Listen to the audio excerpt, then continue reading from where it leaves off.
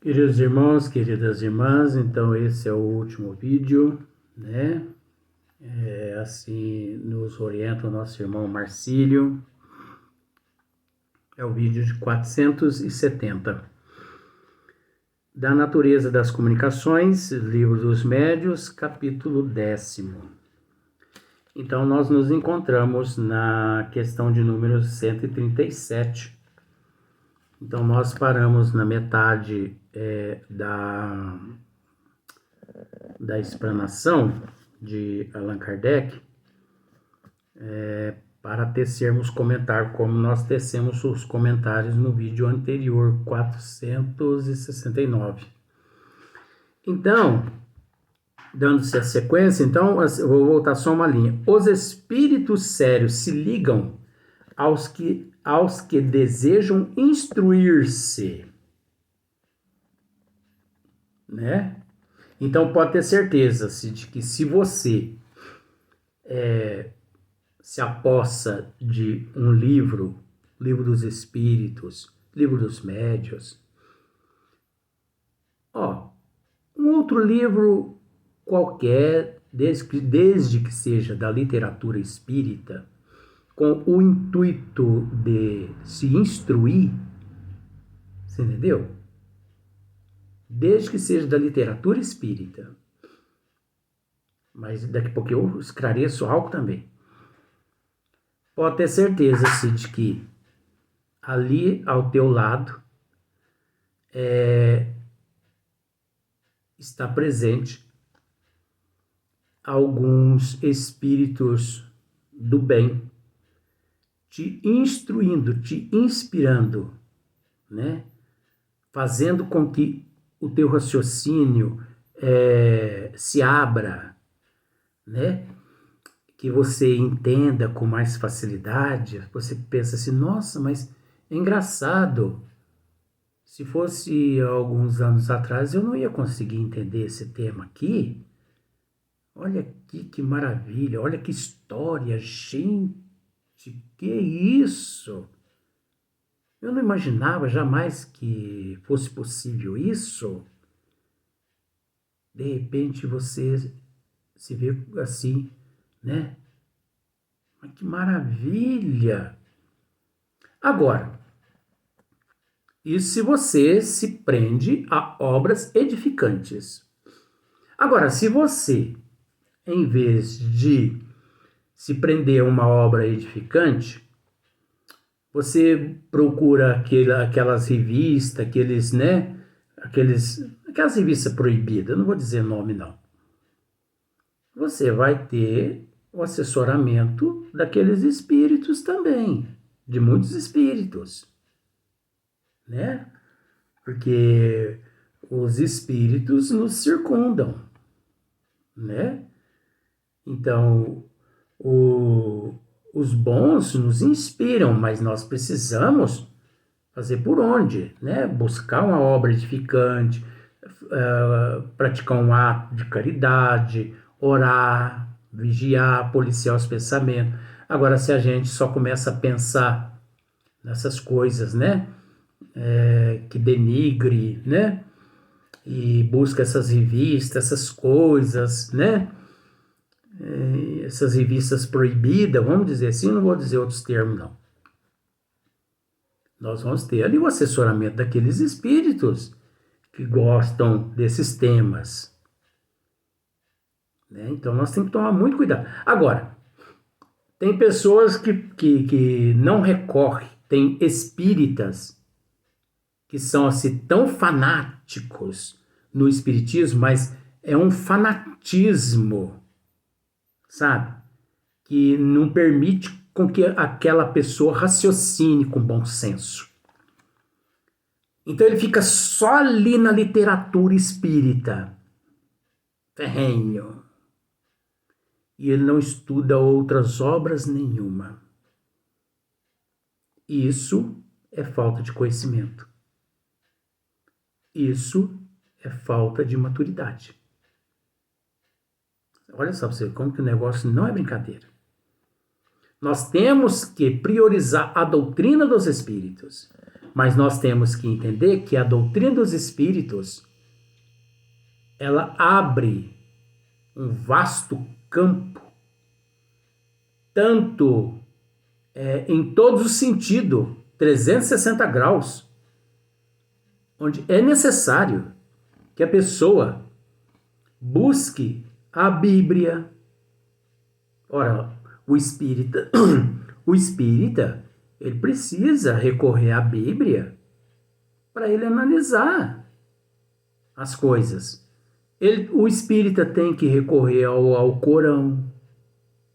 Tem, ué. Por que não? A prioridade é o espiritismo.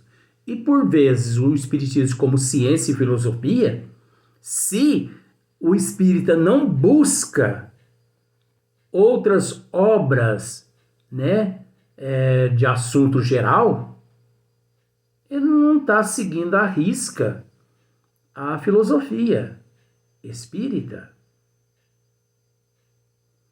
Só que, a partir do momento que nós nos instruímos na doutrina dos espíritos, nas obras básicas, recorrendo às outras obras, é para complementar o nosso entendimento. Não complementar a doutrina dos espíritos, porque a doutrina dos espíritos já está pronta. Ela já é pronta. Mas nós necessitamos recorrer a outras obras para complementar o nosso raciocínio, o nosso conhecimento, que ainda é parco. Então, nós precisamos buscar outras obras, mas nestas outras obras, devemos separar o joio do trigo. Você leu uma obra, eu podia dizer aqui outros nomes, mas não vou dizer outros nomes, não, que está fora da doutrina dos espíritos. Não tem nada a ver com a literatura espírita. Mas que são obras assim literárias, são obras magníficas. Então, 100% você entende aquela obra. Só que 50% da obra não tem nada ali que presta, vamos dizer assim.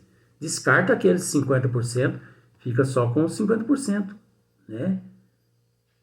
Então, é necessário buscar. Então, os espíritos sérios se ligam aos que desejam instruir-se e lhes secundam os esforços, deixando aos espíritos levianos a tarefa de divertir os que em tais manifestações só vê passageira distração.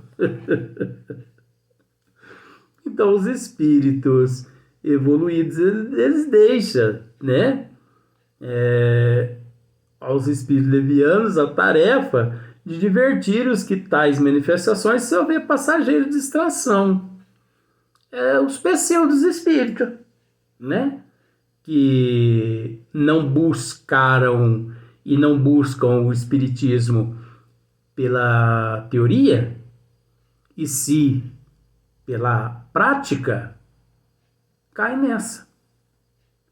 Então, esses que buscaram e que buscam o espiritismo pela prática, eles estão assim sendo assistidos por esses espíritos levianos. Porque o encarnado é um leviano. Ele já buscou, né, a forma assim, para ele mais cômoda, para ele mais prática, para ele que soluciona o seu problema o mais rápido possível. Porque ele não está ali para uma auto-reforma íntima, para uma mudança de hábito, de atitude, de comportamento, para uma elevação intelectual e moral, né? Ele está ali para se livrar de importunações que ele mesmo contraiu em vidas passadas ou até mesmo na vida atual. Ele não está ali para auto-se evangelizar. Ele está ali para se livrar de problemas que ele mesmo arcou através da sua indisciplina, sua irresponsabilidade. Então, esses que pensam dessa forma, como semelhante atrai semelhante, eles vão ser assistidos por espíritos levianos. Levianos, tanto quanto eles. Então, olha só para você ver.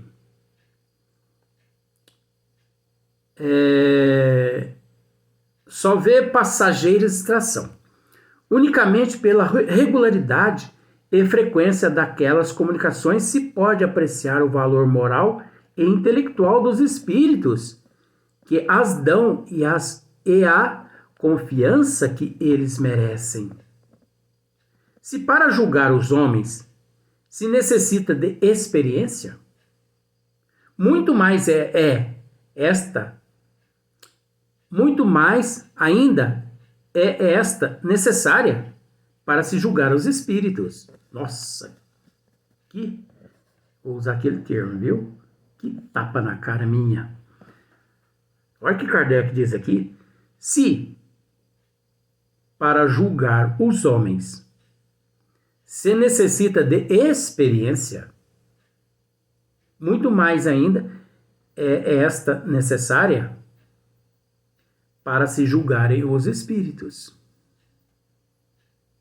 Então, para julgar os homens, quantos anos um promotor, um juiz, né? Porque na realidade esses é que estudaram as leis, né? Que Deus concedeu aqui à Terra, né? A todos esses magistrados o direito de julgar. Se tem alguém aqui na Terra com o direito, de acordo com a providência divina, de julgar alguém, são esses seres, os juízes, os promotores, né? Eles é que têm direito. A lei. Você entendeu? Eles julgam o ato da pessoa. Mas ninguém, nem eles têm capacidade de julgar a moral da pessoa.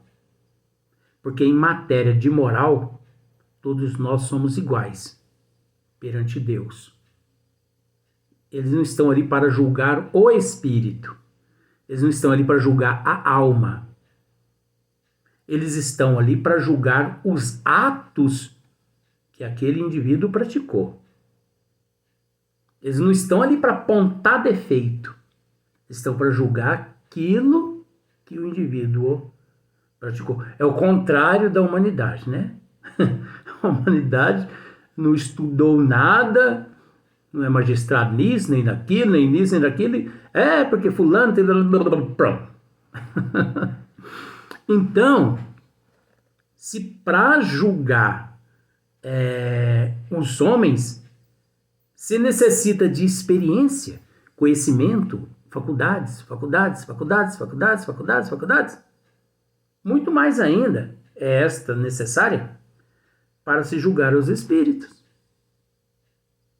Precisa ter 1 milhão de conhecimento além dos magistrados, para poder desses magistrados, para julgar esses espíritos, para julgar os espíritos, para avaliar o comportamento, as atitudes dos espíritos, precisa ter realmente conhecimento. Quando você, ao deparar com uma mensagem, você na íntegra, você não precisa nem ler aquela mensagem toda para saber se aquela mensagem é de Bezerra de Menezes, de Eurípides Barçanufo. Eu estou usando esses dois nomes para ficar mais fácil. Então, vamos pensar da seguinte forma. Aquele ser que realmente prioriza as obras básicas de Kardec, obras de Francisco Cândido Xavier, de Edivaldo Pereira Franco, Carlos Bacelli, Leon Denis, Camilo Flammarion, Gabriel Delan, né? Deixa eu ver mais quem. Não, vamos ficar por aqui, para não ter problema. O espírita que prioriza estas obras, né? Ele adquire um conhecimento tamanho que vamos simplificar para você ver uma coisa, ó. Dr. Bezerra de Menezes vem e deixa uma mensagem de 10 páginas. E no final ele escreve Adolfo Bezerra de Menezes, tá? Aí você pega aquela última página e deixa ela do lado ali, escondida. Aí você pega aquelas 9 páginas e entrega àquele espírita assíduo. Aquele verdadeiro espírita. Verdadeiro. E pede a ele, leia essas 9 páginas e me diga qual o espírito que a escreveu. Qual o espírito que escreveu essa mensagem? Você observa que a última página que está a assinatura de Bezerra de Menezes está escondida. Aí, aquele espírita, ao ler a primeira página, ele já olha naquela pessoa e diz assim, essa mensagem aqui é de Bezerra de Menezes. Não é de outro espírito. Eu reconheço na íntegra todos os itens aqui como fatos. Eu não preciso nem terminar essa leitura, essas páginas. Aí você vai lá e pega e apresenta a ele aquela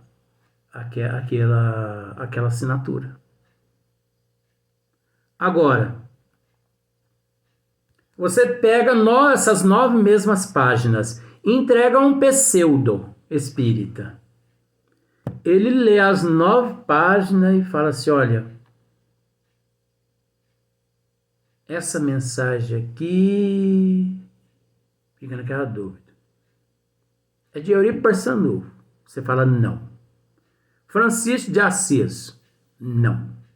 Santo Agostinho, não. Santo Antônio de Pádua, não.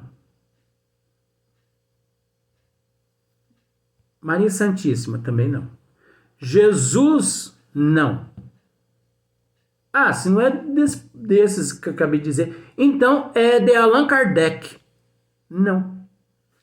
Porque do jeito que as coisas andam, se a gente procurar aí, Allan Kardec está se manifestando por aí também, né? Tem que tomar cuidado. Chico Xavier. Não. Ah, eu não vou descobrir então não. Tá vendo como que é as coisas? Aí você pega, entrega àquela pessoa a última página, porque ali vai estar o nome de Bezerra de Menezes embaixo. Ele termina de ler, a hora que ele lê o nome Bezerra de Menezes, ele fala, não é de Bezerra de Menezes. Pode ser de todos os outros espíritos que eu acabei de dizer, mas menos de Bezerra de Menezes. Mas como? Se você leu 9 páginas e não conseguiu entender que era de Bezerra de Menezes. Agora você, ao ler a 10ª página, porque você viu o nome Bezerra de Menezes, você está dizendo que é dos outros espíritos, mas menos de Bezerra de Menezes? Por quê? Então, é o que a gente mais depara-se, né? Então, é complicado. Então, as pessoas têm que tomar um cuidado, mas um cuidado daquele. Então, aqui, se para julgar os homens se necessita de experiência, muito mais ainda é esta necessária para se julgar os espíritos. Agora, tem um outro trecho aqui. Kardec continua assim, qualificando de instrutivas as comunicações, supomos-las verdadeiras, pois o que não for verdadeiro não pode ser instrutivo, né? Ainda que dito na mais imponente linguagem, nessa categoria, não podemos, consequentemente, incluir certos ensinos que, de sério, apenas têm a forma, muitas vezes empolada e enfática, com que os espíritos que os ditam, mais presunçosos do que instruídos, contam iludir os que os recebem, mas não podendo suprir a substância que lhes falta, são incapazes de sustentar por muito tempo o papel que procuram desempenhar. Olha só para você ver o papel que procuram desempenhar. A breve trecho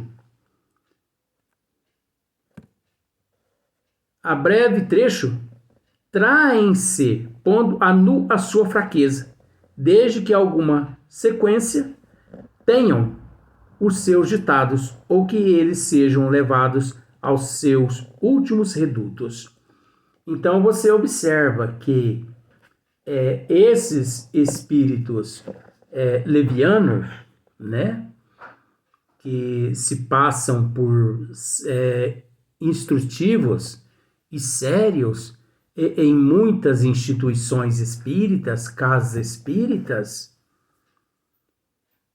eles mais cedo ou mais tarde, eles mesmo auto se traem, né? Eles mesmos se traem. Porque eles não conseguem sustentar aquela farsa por muito tempo, porque farsa é farsa. Que um descuido, um deslize, eles se entregam, né? Eles entram em contradição. 1 ano, 2 anos, 3 anos, 4 anos, eles conseguem, eles se entregam, eles auto se traem. Agora, quando um espírito instrutivo, um espírito sério, responsável, realmente prioriza, né, essa qualidade, esse caráter, ele ali naquelas casas, eles trabalham 5 anos, 10 anos, 20 anos, 30 anos, 40 anos e mais.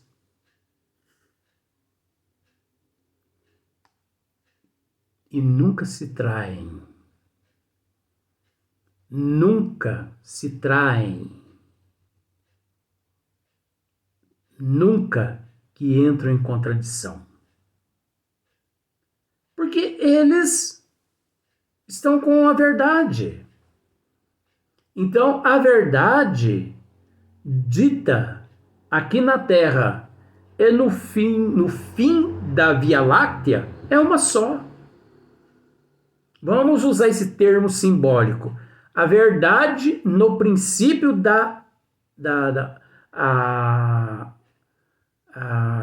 a verdade no princípio da evolução e no final da evolução é uma só. Vamos dizer da seguinte forma, que a eternidade, vamos limitar a eternidade tanto na questão de princípio quanto de final. A verdade no princípio é 10, no final é 10. É a mesma coisa. Verdade é verdade.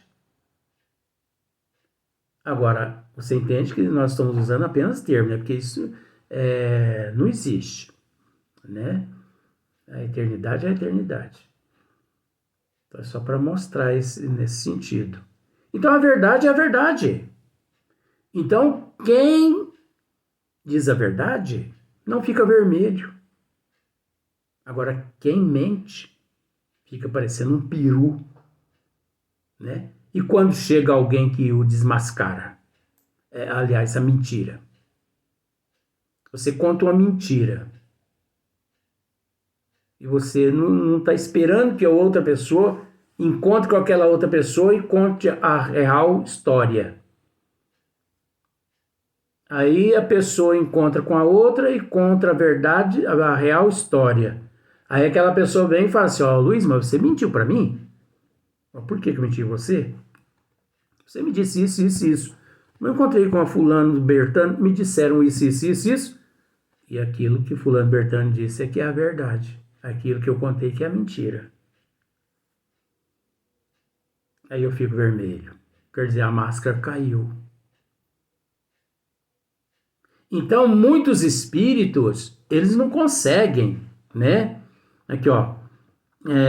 São incapazes de sustentar por muito tempo o papel que procuram desempenhar. A breve trecho, traem-se, pondo a nu a sua fraqueza, desde que alguma sequência tenham os seus ditados, ou que eles sejam levados aos seus últimos redutos. Então, no próximo vídeo, nós vamos dar sequência nesse mesmo assunto, que já vai para a questão de número 138.